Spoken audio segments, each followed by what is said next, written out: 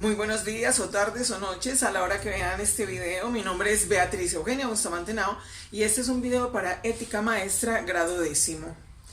De una vez les voy a amenazar por convivencia porque varios estudiantes, en vez de leer el tema, de ver bien el video, leen la actividad y se van de una vez a buscar cualquier cosa a internet, y con eso lo único que se ganan es que yo les coloque un 1 o un 1,5 y que tenga que hablar con la hermana Olga para hacer proceso disciplinario. Así que actuemos de manera inteligente. Lo único que debemos hacer es leer lo que tenemos aquí en clase. Listo, después de esta advertencia, vamos a recordar que en clases pasadas vimos el fiscal.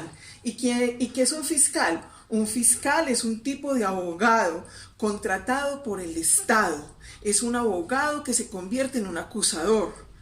Otra vez, un fiscal es un abogado acusador contratado por el Estado, es decir, es público. ¿Y por qué se hace esto? Porque cuando a uno le hacen algo, su primer deseo, el deseo que a uno le da es vengarse.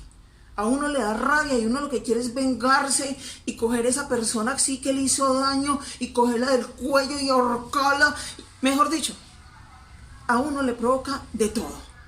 Pero entonces, ¿qué pasa? Que cuando uno hace ese tipo de venganzas, eso se convierte en un círculo vicioso que hace que no haya paz. Y entonces, para evitar ese tipo de venganzas personales, el Estado crea la fiscalía. ¿Y qué es la fiscalía? Es un abogado acusador que se encarga de vengar a la víctima. Porque ¿qué es la justicia? La justicia es un tipo de venganza. En siglos pasados, si por ejemplo cogían a un ladrón, le cortaban una mano. Ya, si cogían a un violador, le cortaban el pene. Si cogían a alguien que había matado a alguien, lo mataban. Y a esa ley se le llamaba la ley de Italión. Ojo por ojo, diente por diente. Ya. Y entonces, para evitar ese tipo de venganzas, porque claro, si a uno le matan un familiar, por muy ladrón que sea, a uno le da rabia. Y entonces eso generaba que entonces yo matara al que lo mató. Entonces, para evitar ese tipo de círculos, el Estado crea un tipo de castigo, que es la prisión, o la multa, o quitarle del cargo público que tenga. En Colombia hay varios castigos, eso lo vamos a ver en otra clase. Entonces, ¿qué hace el fiscal? El fiscal se venga. Después vimos el acusador privado. El acusador privado es nuevo en Colombia. Es una ley de hace apenas 3 años. ¿Qué significa eso? Que para delitos que son pequeños, con la carga de trabajo que tiene la fiscalía, lo que se le dice a la víctima es: vea, usted quiere que esto funcione, a usted le robaron un celular, usted sabe quién se lo robó. La fiscalía no tiene tiempo para eso. La fiscalía está para los secuestros, está para los homicidios, está para otras cosas. Como no tenemos tiempo para eso, consígase un acusador privado. Véngase usted misma. ¿Qué es un acusador privado? Es un abogado que la víctima consigue, que la víctima paga, que reúne pruebas o que va a la fiscalía por las pruebas, y que en vez de decirle al fiscal acuse, ese abogado se encarga de acusar. Listo. Y en el día de hoy vamos a ver el abogado defensor. ¿Y por qué son necesarios los abogados defensores? Porque puede ser cualquier delito que se haya cometido. Uno ya sabiendo que es el peor criminal, uno ya sabiendo que hay videos, y esa persona necesita una defensa. Y resulta que en Colombia uno no se puede defender uno mismo, sino que en la defensa se necesita contratar un abogado o que el gobierno le asigne un abogado público. Entonces hay dos cosas. Cuando uno tiene suficiente dinero y puede contratar su propio abogado que lo defienda, a ese abogado se le llama contractual. ¿Por qué? Porque uno hace un contrato con ese abogado para que el abogado lo defienda, es decir, uno le paga.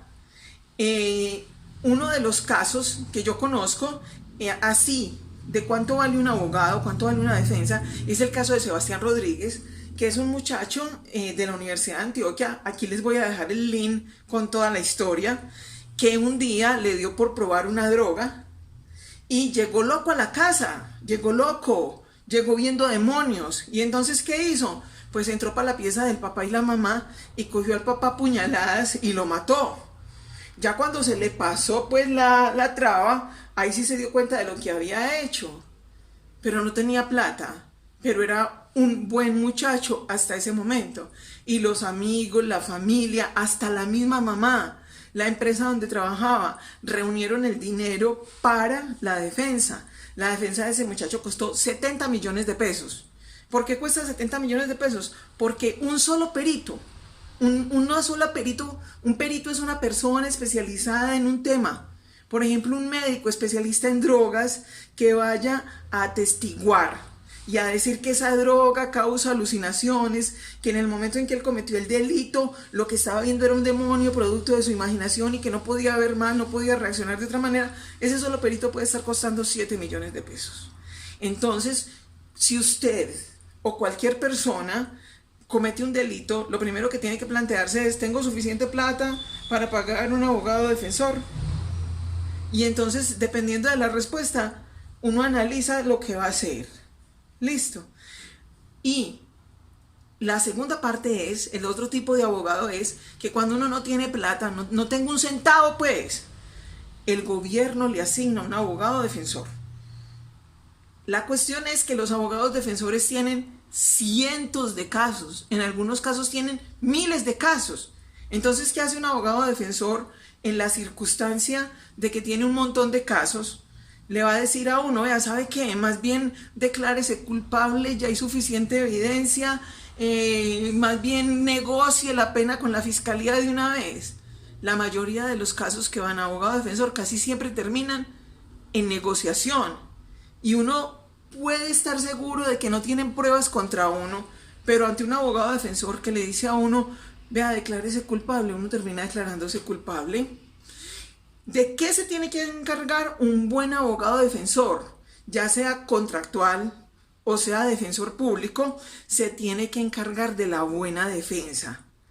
Uno tiene que poder dar las explicaciones del caso de por qué se cometió el delito. Uno tiene que dar la explicación más lógica, tiene que dar la explicación con más datos, más contundente, para decir por qué se cometió ese delito. Hay delitos que no tienen explicación, que es de gente loca. Por ejemplo, los feminicidios, que esa mujer ya no me quiere y entonces como no me quiere, entonces si no es mía no es de nadie. Esa es una cosa loca, loca del todo. Ahí no hay ninguna razón, no hay ningún motivo, no hay nada. Cuestión diferente, por ejemplo, el caso del médico, que llegan y lo persiguen para atracarlo a 3 individuos y él va armado y defendiéndose mata a los 3 ladrones. Legítima defensa. Tengo una buena defensa. Bueno, un buen abogado defensor se encarga de investigar, pero es que investigar es una cuestión delicadísima. ¿Por qué? Porque usted le tiene que pedir permiso a los jueces para poder investigar, porque cualquier prueba no se puede coger así. Si por ejemplo hay una cámara en la calle y graban todo lo que pasó, ese video es público. Ese video, lo que uno hace en la calle, es público. No le tienen que pedir a uno permiso para tomarle fotos en la calle. A uno en la calle no le tienen que pedir permiso para tomarle videos. ¿Por qué? Porque está en un sitio público. Y en los sitios públicos uno tiene que manejarse súper bien. Se encarga de investigar. Pero no es que él va a coger las pruebas físicamente, no. Es que las pruebas las recolecta la SIJIN, la policía judicial. Entonces ese abogado defensor, sea contractual o sea público, tiene que analizar toda la evidencia. Y si por ejemplo hay un testigo que tiene dudas, tiene que irse a buscar ese testigo y analizar con ese testigo qué fue lo que pasó. Y cuando a una persona la condenan, una de las funciones que tiene el abogado defensor es apelar. Pero apelar significa pedir que a uno le revisen el caso con un juzgado que es superior. Pero hay una situación, y es que apelar puede la persona que fue condenada y también puede la fiscalía. Por ejemplo, en el caso del arquitecto Noguera, él fue condenado inicialmente a 52 años de prisión y él apeló la sentencia, pero también la apeló la fiscalía. Como la apeló la fiscalía, la revisaron y dijeron: no, este caso es demasiado grave, y le subieron la condena a 58 años de prisión. Bueno, aquí les voy a dejar el link de todos estos casos que les he comentado. Espero que lean atentamente la clase y que hagan la actividad a conciencia. Les deseo una feliz tarde o noche o a la hora que sea. Hasta luego.